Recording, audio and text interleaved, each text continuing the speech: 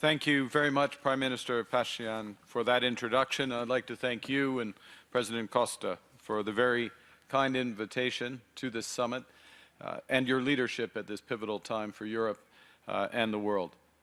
Et je tiens à saluer le président Macron pour son initiative visant à créer cette rencontre. Comme en témoigne l'agenda aujourd'hui, sa vision, votre vision, ta vision, c'est une fois de plus révélé prémonitoire.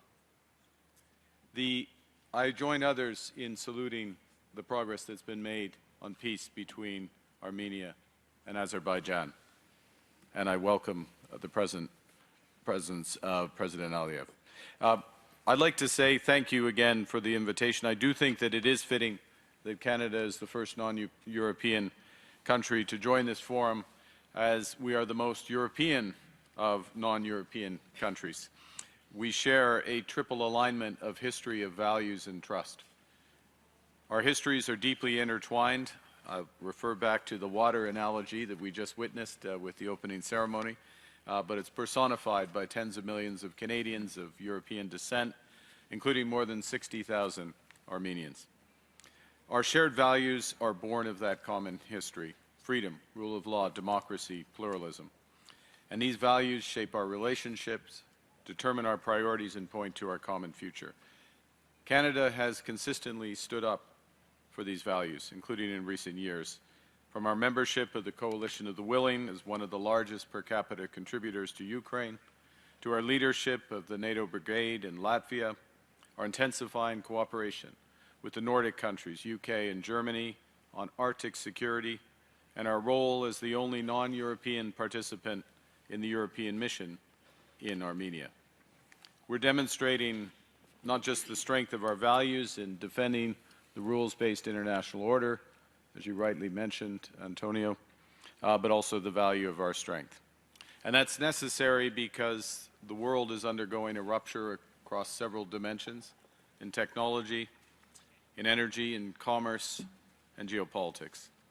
Integration is being used as a weapon by some, and the rules are not constraining the hegemons. Now, we have to actively take on the world as it is, not as we wish it to be. We know nostalgia is not a strategy, but we don't think that we're destined to submit to a more transactional, insular, and brutal world.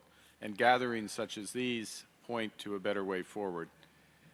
I think I'll close my remarks with a few observations on strategic autonomy, recognizing that security and prosperity today extend well beyond the traditional areas of food, energy, and defense, important as they are, to include space-based communications, semiconductors, digital sovereignty, critical minerals, independent payment systems, clean energy, and vaccines.